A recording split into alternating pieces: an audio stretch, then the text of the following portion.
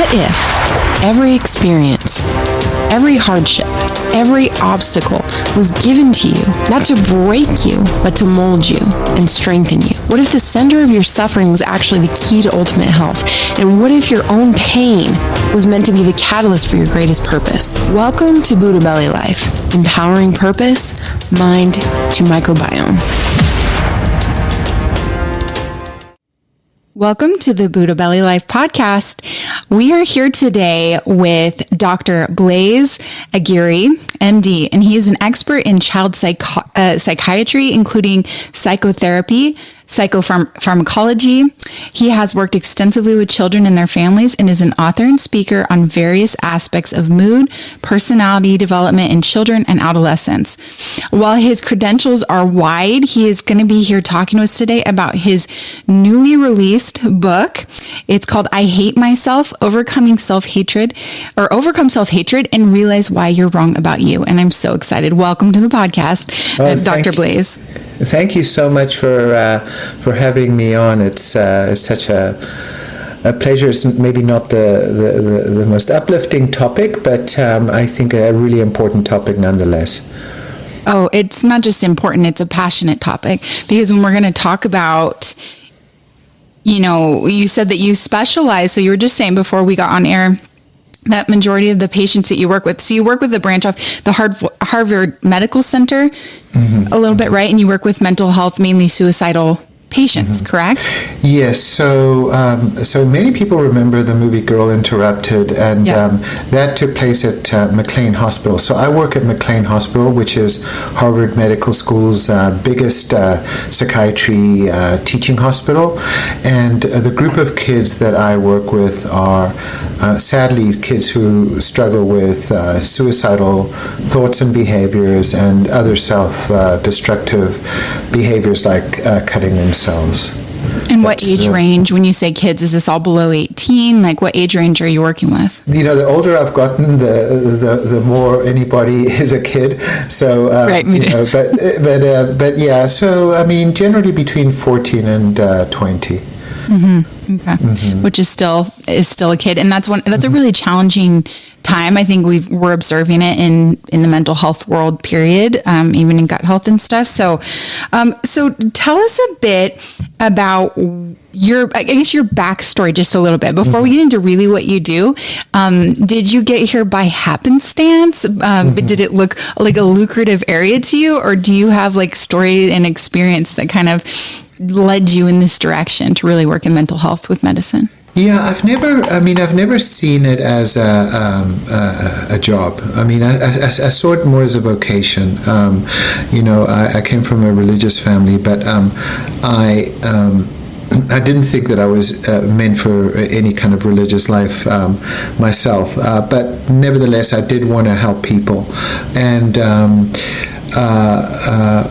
I was interested in psychology, I was interested in philosophy, but I had a friend who'd struggled, growing up, and I saw her very, suicidal, and I just couldn't understand, like, why people would want to die, and but then, when I got into medical school and then to study psychiatry, I saw that there was groups of people who just didn't want to live, and sometimes I sort of understood that maybe the circumstances of their life were just so terrible. Maybe they had a terrible terminal illness, maybe a terminal cancer or something. But then there was a group of other people who just who suffered in their mind, but they just they just wanted to die, and it just.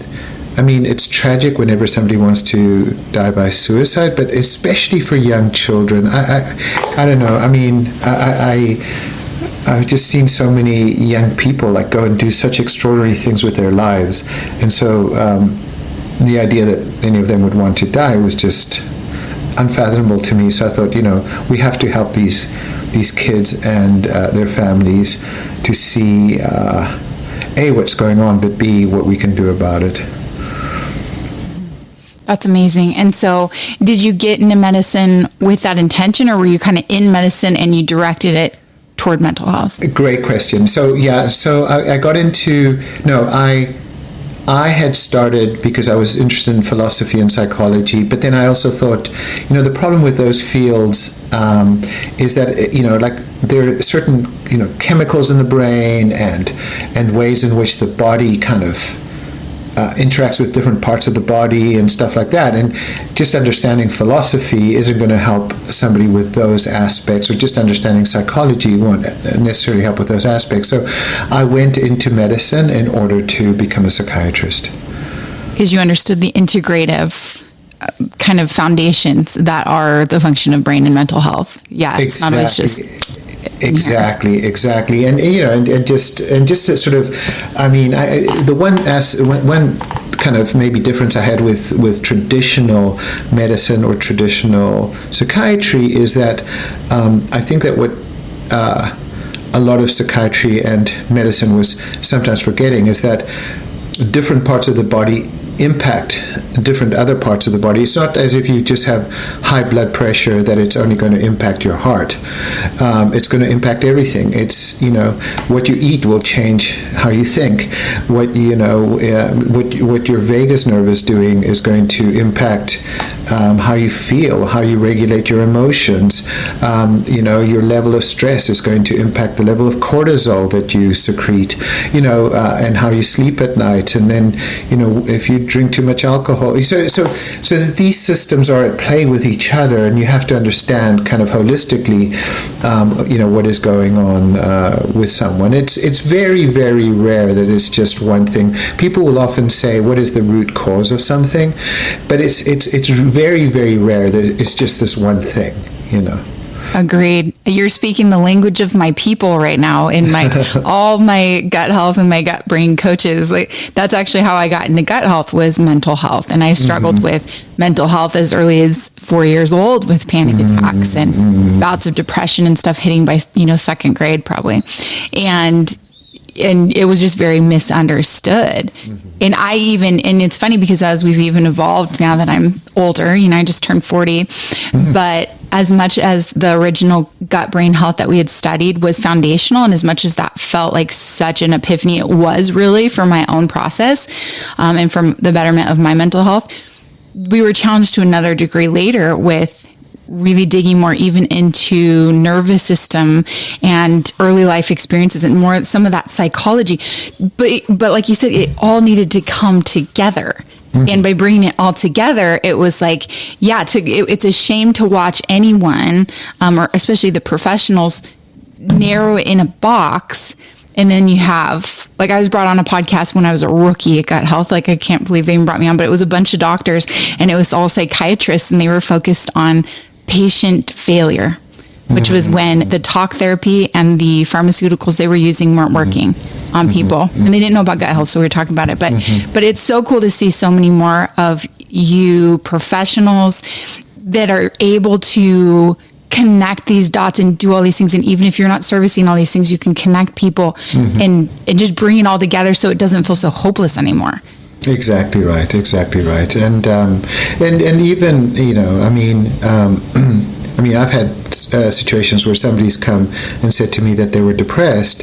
They'd come and sit in my office, and sometimes even just going to a therapist's office can be depressing in and of itself. So I've said, why don't we just go for the next hour, we'll just go for a walk.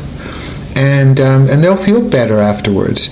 And say, look, you don't need to take an antidepressant. You can live an antidepressant life by doing the things that reduce your vulnerability to depression, and do things, like 72% dark chocolate releases serotonin in your brain, so there's lots of playing in the dirt. There's like some really cool bacteria that live in the dirt. Now, of course, you've got to be careful. Yeah. There's obviously the bacteria that are not good for your health, and then there's bacteria that are good for your health. Stuff like that. The human biome, there are more non-human cells in the human body than human DNA cells, which is really a remarkable thing. That there's more non-human DNA in the human body than human DNA, which is crazy. To think about the human biome is just a remarkable thing. Without the bacteria in our body, we wouldn't be able to survive. Right. Right. And it produces, that's was such a driver with gut health, is that these gut bacteria are responsible for producing neurotransmitters. So we're trying to come with, pills to say, oh, we don't have enough, serotonin or dopamine regulation, even with things like ADHD, but it wasn't even being looked at that your gut is the maker of all this stuff. Yeah. So elaborate a little bit, like, you're getting on, you seem to understand so much of the holistic aspect of it, which is just so exciting to me. So your book, when you wrote this book, what was the focus of that? And talk to us a bit about what you mean about overcoming self-hate and this whole process of self-hate, or what's potentially even like an epidemic, I would say. Yeah. So, I think that, whenever we look at any sort of illness state, if you say, diabetes is going up, or asthma is going up, or arthritis is going up, then you always want to ask yourself, why is this happening?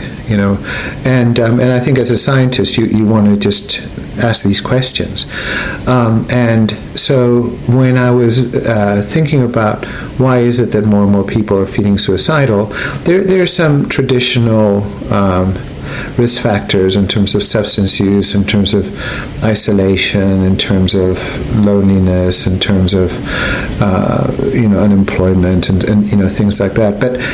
But there was so using the holistic approach that we take, it's called dialectical behavior therapy, that includes paying attention to your physical illness, what you eat, how you sleep, but also mindfulness, meditation, emotion regulation skills, etc.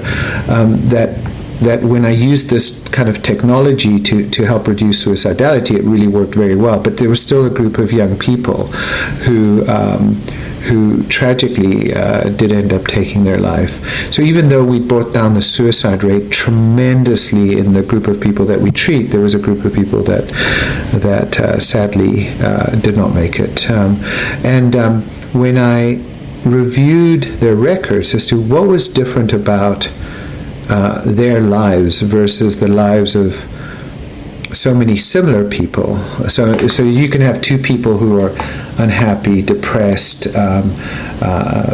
maybe in a toxic relationship, etc. Why is it that one person would act on suicide and another person wouldn't? And that one of the things that I found in that group of people was that they really, really hated themselves. That they at their core they were self-hating. And I mean, every single one of us has bad days.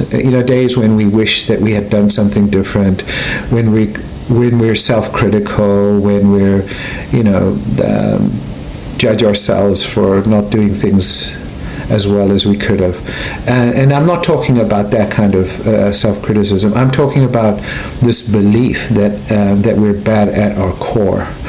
And so this was the group that I was most interested in helping. People who believed that they were very, very toxic at their core, and that no amount of trying to convince them otherwise would change that belief. Wow. And this is even more when you're talking about the age range you were working with here, like 14 to 20. No wonder we see such an uptick with things like bullying. And it's not just that, it's hard and it doesn't feel good to us, but if someone already is dealing with this personal belief, then it's just being affirmed from the outside world. 100%. Yeah, it's exactly right. Is that and again, one of the things that was common to all the young people who I interviewed for my book and who helped me with my book was all of them said it started when they were 5 or 6 years old. And so, it's the only thing that they knew. And so then, to your point, they go to the outside world and they get bullied and they say, oh, well, obviously I deserve it because I'm just such a terrible person.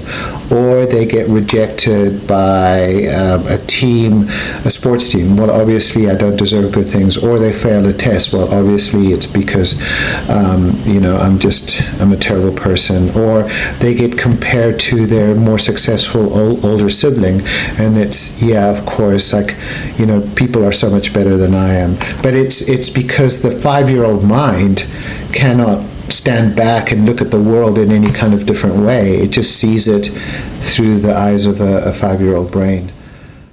Do you have a desire for fulfillment?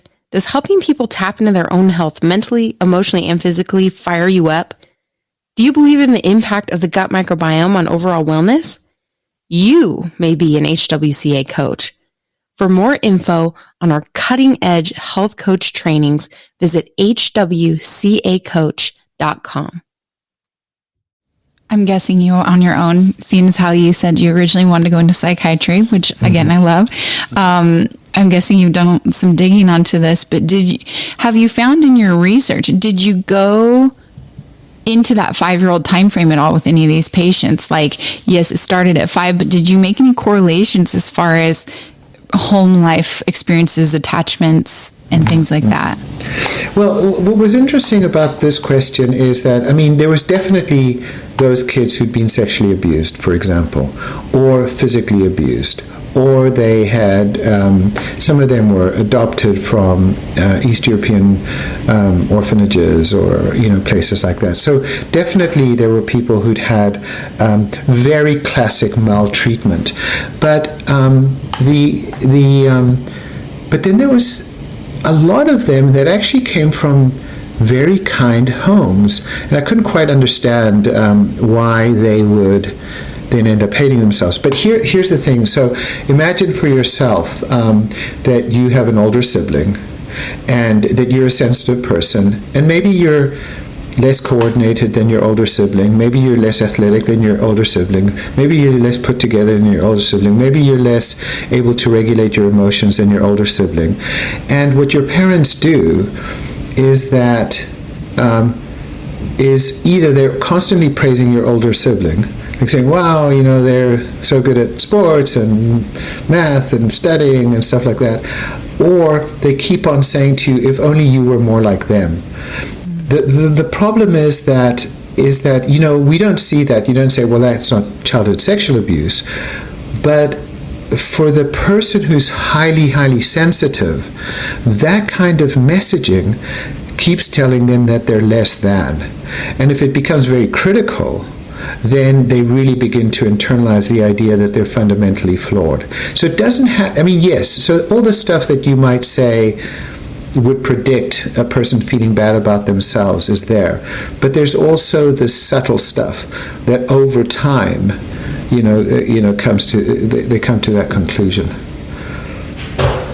I absolutely, and I'm going to try and keep this short because I want to feature all of your words today, not mine, but you're speaking to my soul, because we just did, like I said, we've been focusing more on what we call a neuro resilience training with our coaches. But I had gotten certified through trying to get through a bout of really bad anxiety and nervous system dysregulation. I got certified in trauma-informed breath work, and through doing that, they went into a lot of early life psychology. And so it was a lot of that early year stuff. So to your point, to back that up, I absolutely agree with you, because one of the things that was just so poignant, and I drive home with people, is that they don't understand, especially if they haven't been through it. We just want to red flag the huge things, like what you said, sexual abuse, physical abuse, adoption, neglect. Okay, yes, absolutely. Those are detrimental. But what we saw was those early years, it doesn't matter if it's a boy or a girl or anything, kids are sponges, and they're needing co-regulation. Their safety mechanisms and their sense of self is developing based on their caregiver. And you don't have to have an overtly, obviously dysfunctional home to have a somewhat dysfunctional home or types of emotional neglect. And one thing they even showed was a study where they did with a little boy, and he was very put together, and they put these electrodes on him to gauge their emotion, states. And his parent left the room And some kids, they'd cry or whatever, they would freak out. Sure. They come back, I will express emotion. Well, this child just sat there and played with his blocks, but his signs, his vital signs were going through the roof, just like a kid that would be throwing a fit. And what that showed is that they were dealing with this very passive but neglectful emotion, but they learned to suppress and internalize. And when you get into some of that stuff, what you're saying makes all the sense as to how you could say, it's very naive for someone to say, why would this person struggle with anxiety or depression or suicide, or they had a great family, they had a great life. And no, it's not like that. Yeah. Well, just to this is, people will say sometimes like, oh, why is this person struggling with anxiety or depression? They live in a good neighborhood, they went to a good school and stuff like that. And I said, okay, but people with diabetes, go to good schools and have a lot of money. People with hypertension, people with arthritis. I mean, those things don't protect you against illness states, against pathological states, against states of, having a lot of money doesn't teach you how to regulate your emotional and nervous system. Having a roof over your head doesn't teach you resilience. It's that we forget that like anything, these are skills that can be learned. Now, it is true that some kids will learn them differently from others, and maybe somebody who's not a highly sensitive person is going to have an easier time than a highly sensitive person does. But I think that when a child doesn't learn, what we tend to do is we tend to blame the child for not having learned the skills, rather than saying, hey, what's going on here, so hey, don't throw that fit, or stop, fit in this box, instead of I see you, I validate your experience or your emotion, or I'm concerned at why you're showing it, right? And most parents, that's vast backwards from how a lot of parenting was ever promoted in traditional homes. And even now, we just don't understand it, but that's amazing to me. So when it comes to this process, how are you working with people, and are you seeing more, like you said, the really hard group that you're working with, where they have a high probability of suicide? Have you guys seen improvement in this area and things like that? Tell me a bit about some of that experience and maybe what you've been doing or what you've been learning with this group of people. Yeah, I think that when somebody comes in with, say, anxiety or panic attack or depression, we use traditional techniques, whether it's medication, talk therapy, behavioral therapies, to try to help the person. And for a lot of people, they work. If you think about the gold standard of, say, depression, it's cognitive behavioral therapy with medication seems to have, very good outcomes relative to not doing anything. And certainly there's lots of other things that we could be doing beyond those therapies. So as with any problem, like somebody has a phobia, OCD, ADHD, trying to think about what is the gold standard treatment to help a person who presents with these problems. And I think that what happened with the group of patients that would come in with self-hatred is I would try to do the standard therapies. But you cannot believe something that you do not believe to be true. So, for instance, you identify as a woman, do you? Any doubt about that? No. Could I? Well, in business it can be a little questionable, but no. Do you think if you came to me and I said to you, well, your problem is that you're a man, do you think that you'd believe me? No. And I think I'd be like, who are you? Exactly. And would you, and eventually if I kept pushing this idea, how likely would you be to stay in therapy? Yeah, no.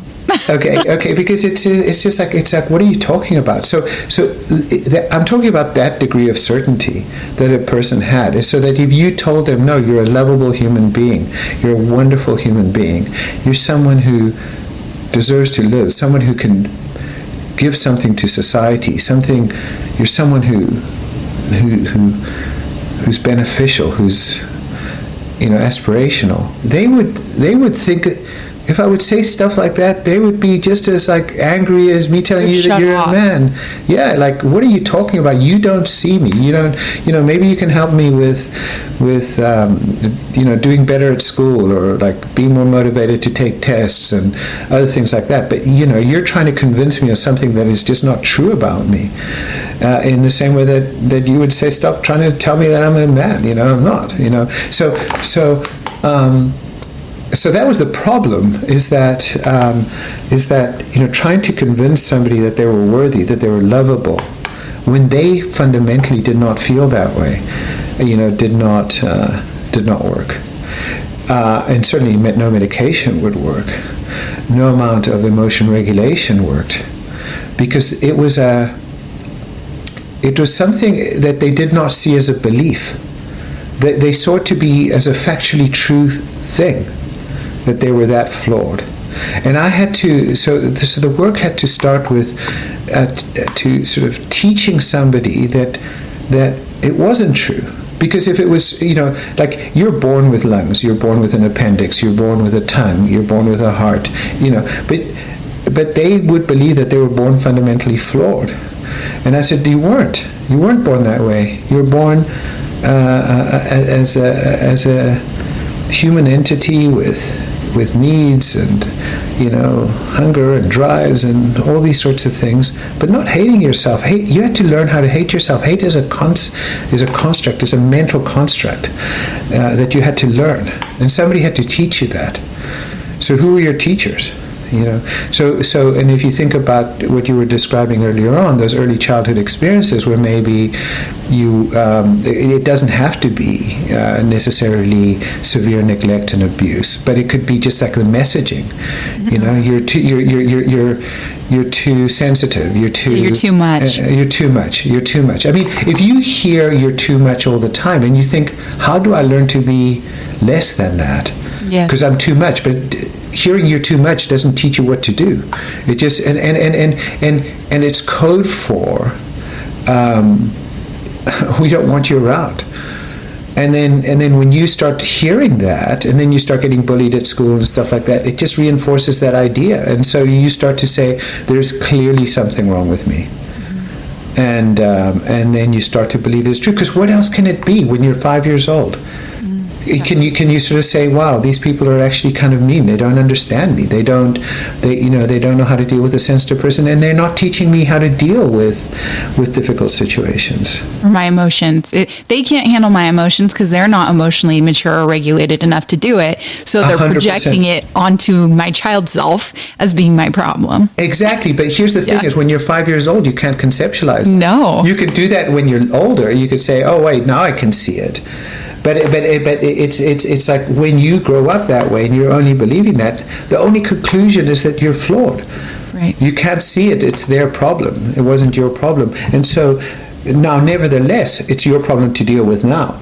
But it's just to say, I always tell people, like, very often we get advice on how to live from very critical people. Mm-hmm. Who tell us how to live. And I say, never get advice from critical people unless you want to end up being like them. Mm-hmm. When you have these miserable people who are judgmental, who are stuck up, who are critical all the time, and they are judging you with how you're living and how to live your life and how to do things, but they're so miserable, like either they're giving you terrible advice or they're not applying their own advice to themselves, And I'm just saying, like, when you think about how to live, like, who are the happy people in your life? What are they doing right? And how do they see themselves? And learn from them, not from the critical people. Right.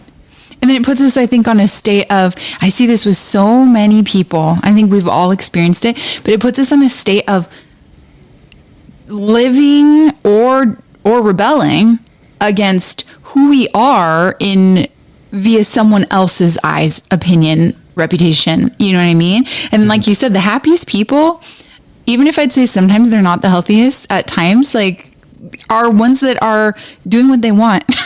Yeah. Like they're gonna live their life, and And while I would encourage someone to be introspective and make sure that the way we're living, like the way I'm living, is in alignment with the person I want to be and how I want people to see me and what I want for my children and good things. Exactly. Yeah. But when I decide what that is and I go for it, you don't get to touch it. Like, it's mine. And I will be happy because your opinion won't. Yeah. It's irrelevant to my life now. Yeah. And most,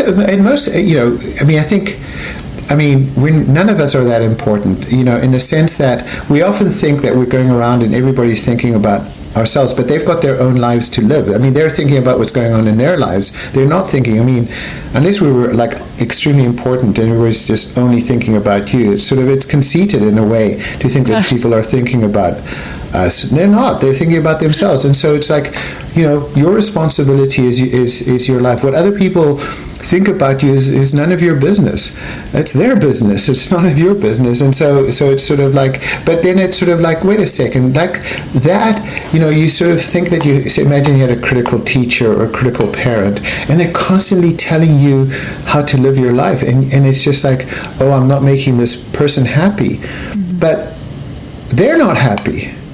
They're saying, if you do the things I tell you to do, you're going to be happy. I said, well, okay, but you're not happy, so I'm not going to believe you anymore. Mm-hmm. And it's sad. I mean, you might lose some relationships. But, and I also think if you're one of those parents that's constantly telling people, or one of those people constantly telling people how to live their lives, but you're not happy, then you're doing it all wrong. You've got to start at home. Well, and I think people that are in alignment with themselves aren't out telling people so much. That maybe they'll give a suggestion or tell a story, but they're like, whatever, you do you, right? Like, exactly. I might discern my closest, like, we have to have boundaries. Like, sure. I learned that, Yeah. But other than that, it's like, I don't get why people care so much. And you're right. They're more bitter. And what you said, people don't care. They don't care as much as we think they do. It's actually kind of conceited. My mom reminded me of this a million times over after my divorce. She was like, honey, people aren't thinking about you as much as you think. Exactly. Even if they are being judgmental, like you have no idea. They've got so much going on in their own world that, like, you don't have a microscope on you that you think you do. Yeah. I actually, I noticed my own sort of sense of peace and joy. I mean, when I stopped giving people any sort of advice. And now, on the other hand, somebody asks me specifically, what do you think? And sometimes if people are coming to therapy, I'd say, what do you think? Yes, 100%, but sometimes just listening is the most powerful gift you could give to someone. Just like hearing them out, and they say what they have to say, and they say, you know what, I feel so much better now having said that. But it's because the other thing is, we don't know the lives of others under most circumstances. And so, telling them what to do is like, I mean, I don't know, going to Japan and telling your friend to suddenly start speaking Japanese, sort of like, I don't know how to speak Japanese. I said, no, well, that's what you need to do. Saying, okay, well, that's not helpful advice, It's like, simply telling someone the obvious. It's obvious to you, maybe, but they're often not asking, and all too often we have these people who just tell us, what to do. And I've just, I don't have those people in my life anymore. I find it just much easier. Right. Yeah. One aspect too, I feel like a lot of people because of the wounds that we have, some of us will shut down and isolate and push away. Others will seek acceptance. And I feel like there's an area that I observe often enough that worries me, where they seek acceptance from people or groups of people that teach them all of these principles they need to follow in order to be a good person, essentially. And so they start trying to check all these boxes. And in here, you can just feel this, like, this fight with shame, this fights with mental health, these fights with sense of self, because they're still living outside of themselves, trying to perform for others or undo an experience like that from their life. 100%. And actually, I think the more I think about it, the more I think that people-pleasing is a form of self-hatred. Right. And how many people are people-pleasers? Right. And the reason that it's a form of self-hatred is because you spend all your energy trying to make somebody else happy. Now, let's just say that other person is now happy. and you think, wow, I've made them happy. You get nothing back in return. And they go on, on their merry way, and you're left empty. Because the reason you didn't wasn't because it filled some kind of value-driven purpose. It was because the only goal was, even at your own sacrifice, to make somebody else happy. And for what? Now, if by you living a value-driven life, a purpose-driven life, you make other people happy, well, that's wonderful. You're both benefiting, but it's being driven by like an internal purpose. But I think, sort of like, no, I'm a people pleaser. I just have to go around making other people happy. It's a way of diminishing yourself. It's a way of putting yourself down. It's a way of meeting somebody else's needs at your expense. And, and it can, long term, it can lead to a lot of resentment. Oh, yes. And they say at the root of people pleasing is really this need to control how others see you. So usually when people are doing that too, there is a self-motivation. It's that self-motivation to feel like something. So what they're doing is we're putting the power of how we see ourselves, in that root, in the hands of somebody else by compromising ourselves and not being in alignment with and figuring out who we are and standing in that. 100%. Yes. And exactly right. And how can you possibly like yourself if that's what you're doing? Right. And if you don't even get the feedback. That's where the resentment comes in, because you're like, I've done all this and this and this, and exactly. And you didn't get this thing that you thought you were going to get from doing all that. Exactly. And actually, in the flip side of that, it's also true that, let's just say you do get the feedback, but then what happens is, now what you want is more of that feedback. You want more of that reassurance. I've got to do it again. I've got to do it again. So you either get no feedback and you become resentful, or you get addicted to it, and now you need more and more and more of it. And so either way, you're left empty. Right, because it's not in you, and that's a powerless place to be. There was a nice little story that I heard. This guy comes home, and as he's about to enter the house, there's a power failure, and he drops his keys. And there's a power failure, and all the lights are out. He can't find his keys. He looks outside, and he sees a street light. And so what he does is he goes outside, and he's crawling around under the street light looking for his keys. And a neighbor comes out and says, "What are you doing?" And he says, "Oh, I lost my keys." And he said, "Well, let me help you find them." So they're both looking around, and they can't find the keys. And he said, "Well, where did you lose your keys?" He says, "I lost them inside the house." He said, "Well, what are you doing under the street light?" He says, "This is where the light is." That often what we do is we look for solutions outside of ourselves, rather than going inside, where, yes, it's going to be a little bit more difficult and a little bit harder, and you have to go through all that darkness. But the solutions only ever lie inside of you. They don't lie outside of you. Distractions can lie outside of you.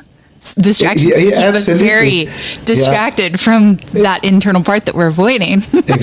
Exactly. Yeah. I had a counselor say to me once, and I couldn't understand this very well. I'm a very transparent person.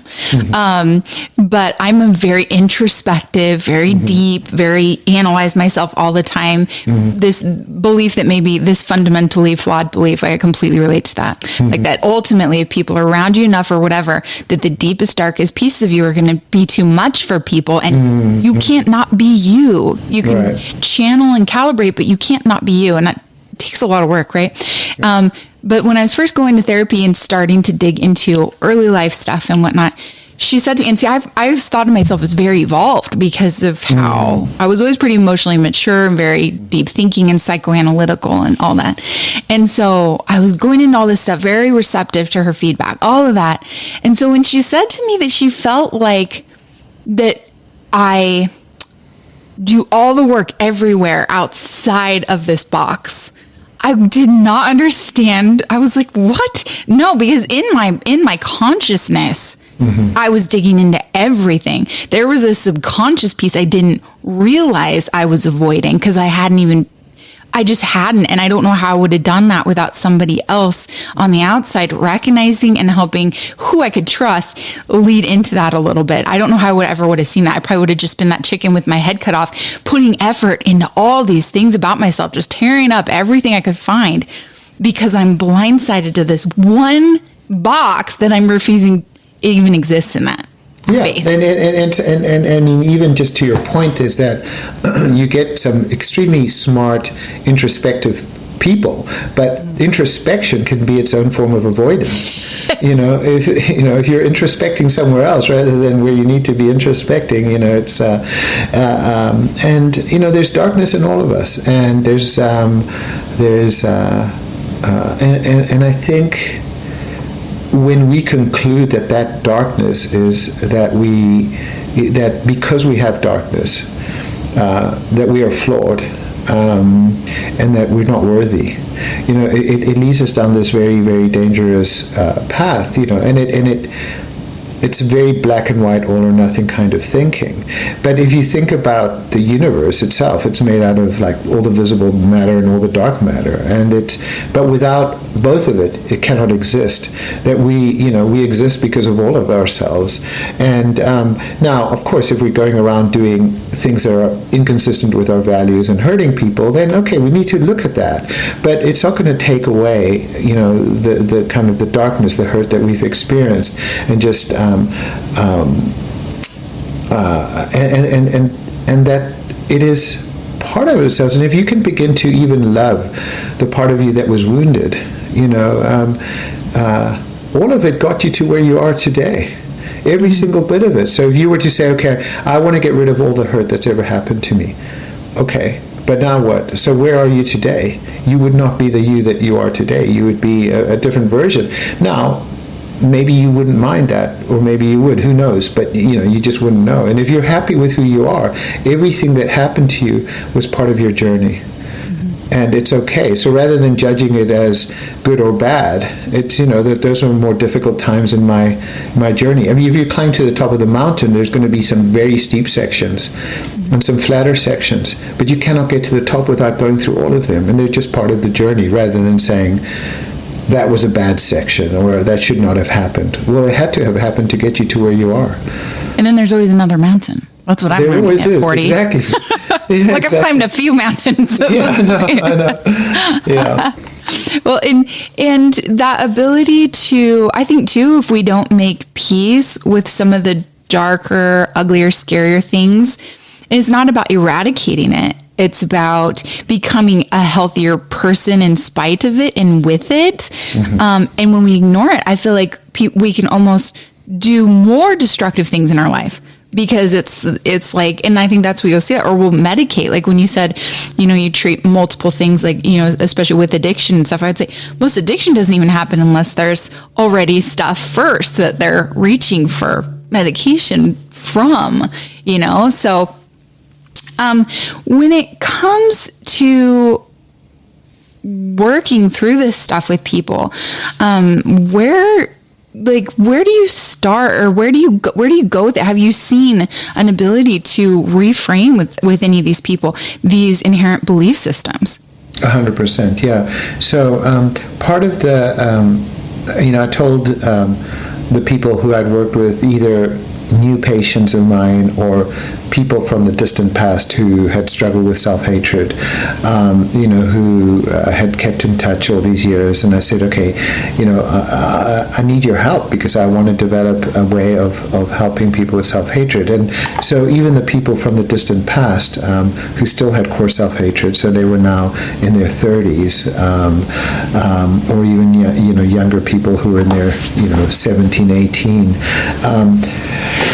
And what I did is I started off by just asking them, questions about self-hatred.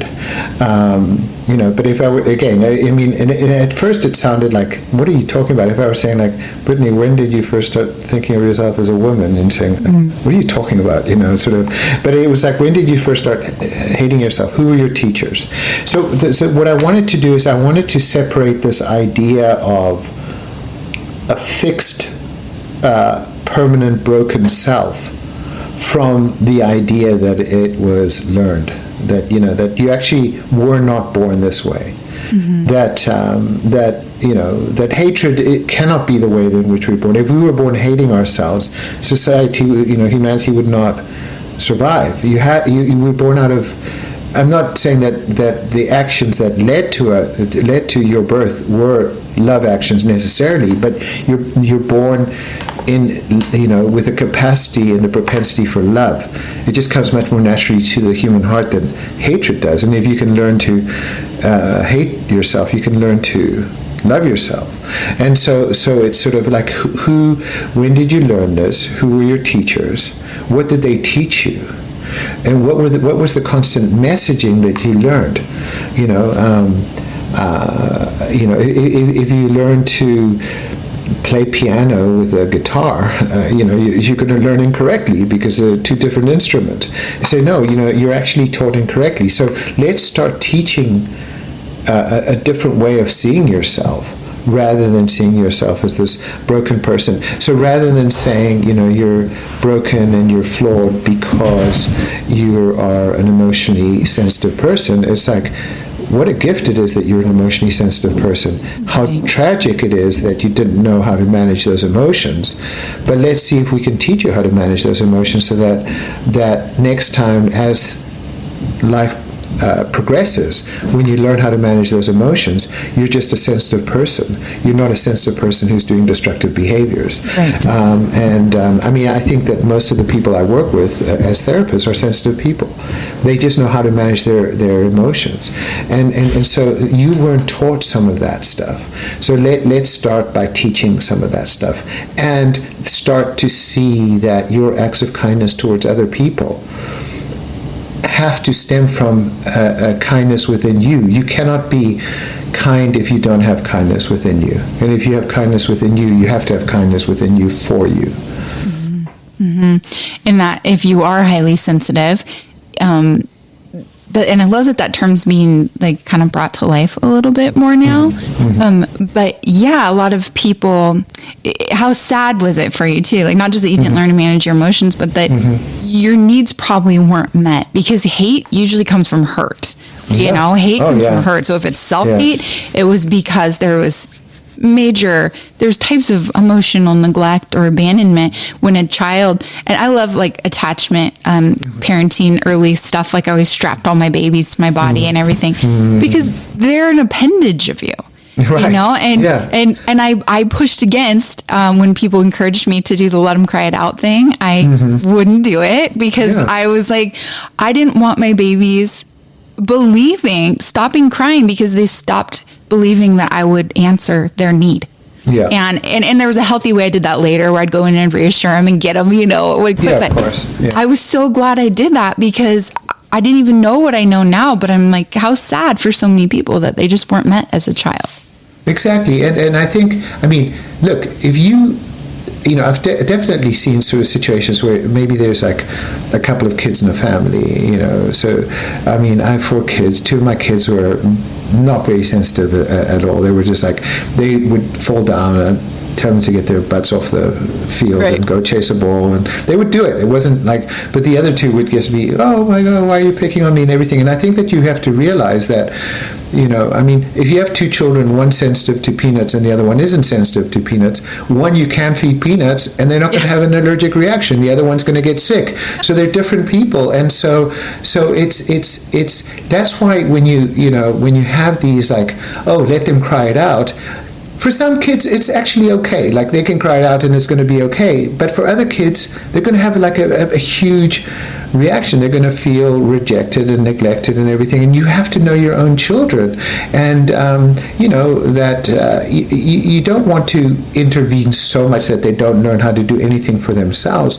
But if letting them cry it out isn't solving the problem, then that's not what you should be doing. And so I think that that you have all these algorithms like this is what you should do, but sometimes it works and sometimes it doesn't. And the kindest thing that you can do for your child is to know them deeply and to not treat each child as if they were the other child. No 2 children are raised by the same 2 parents.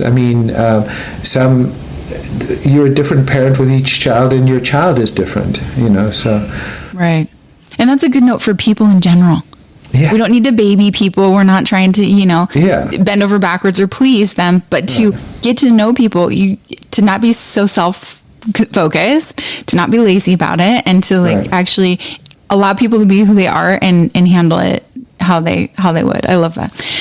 So with your book, tell us just a little bit about it, what everyone can find in it, and where they can get this book, because it's exciting. So I think, thank you. So I think, the second question is just, anywhere, I think wherever people buy their books. And I've been told that at the end of May, it's coming out in audio book. Awesome. So I think a lot of people like to listen to books these days. And I'll put the link in the notes. Oh, that's thank you. But I think, when I've had a lot of people write to me, say, I'm a parent of a child who I think is hating themselves. What should I do? And I think that if I have a second book in this series, I've written 20 books, but if I have a second book in this series, it would be Parenting Your Child Who Hates Themselves, because this book was really written for the person with lived experience. I didn't want to write it for therapists nor for their loved ones. I really wanted to. I felt that people with core self-hatred didn't have the tools that they needed, and didn't necessarily have access to expert therapists, and even expert therapists don't know what to do, because this hasn't been addressed in mental health. So what I did is, I first of all, I talk about how self-hatred evolves. I talk about I give people exercises throughout the book to sort of ask themselves certain questions about, again, like, when did it start? What were the messages that you were getting? Were you a highly sensitive child? Did were you highly self-critical? Were other people critical of you? What did those messages teach you about yourself? How did you conclude that you weren't worthy? Are there moments when you feel better about yourself? Are there people in your life that when you're with them, you feel more inspired, where you don't dislike yourself as much? What do those people have? What can they teach you? Can you spend more time with them? And so I go through the environmental roots, the biological roots,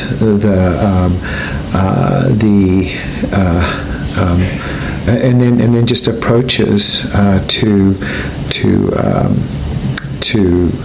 to addressing it. And a lot of it, I don't have a lot of very traditional, I do talk about some traditional psychotherapy techniques, but I also talk about, like, the vagus nerve, and heart rate variability, and sleep, and cold water plunges, and things like that, things that are going to teach you about what your body can do in terms of healing itself. And then I also ask people to sort of pay attention to the compassion that they have for other people, because that has to that cannot come from nowhere. You cannot give away that which is not yours to give. If you have to steal $10, it was never yours to give away. If you had the $10, then you can give it away. So if you have compassion to give to other people, that is within you. And if it's within you, then you cannot be such a terrible person. Mm-hmm. Yeah. So it's got the evolution of self-hatred, the manifestation of self-hatred, and then ideas of what to do. And when you ask earlier on, you asked have people responded to this approach? Many people have told me how not only the book resonates with their experience, but they're beginning to see self-hatred in a very different light. So even though they were completely skeptical that any of these ideas would help. What they're finding is that they're finding little moments of self-compassion for themselves, and that's a new experience, and that they believe that they can build on that. That's amazing. And kudos to you, and congratulations on the book, but even more, thank you for bringing such an awesome, just for devoting so much of your time and energy to something to people. I can tell it's not about the accolades for you. I can tell it's about the purpose and the passion, and I absolutely appreciate that. So thank you so much for saying that. At the end of the day, people will never, they'll remember how they felt when they were with you. They will remember the way in which they either experience joy or fear or anger or hatred or love. And, I think that we can meet whoever is out there, whether it's our maker, the universe, whoever it is, our ancestors, and say, I did it for the right reason. So. Yeah. Feel good about this life regardless of the messy processes it took us to get there. Exactly. You're a contributor. Exactly. Yeah. You have purpose. Thank you so much, Dr. Blaise. Thank you for being here. Thank you so much. Thank you for joining us for another empowering episode of Buddha Belly Life. For more information on gut health and mindset resources, visit buddhabellylife.com. And remember, heal yourself and then empower others to do the same.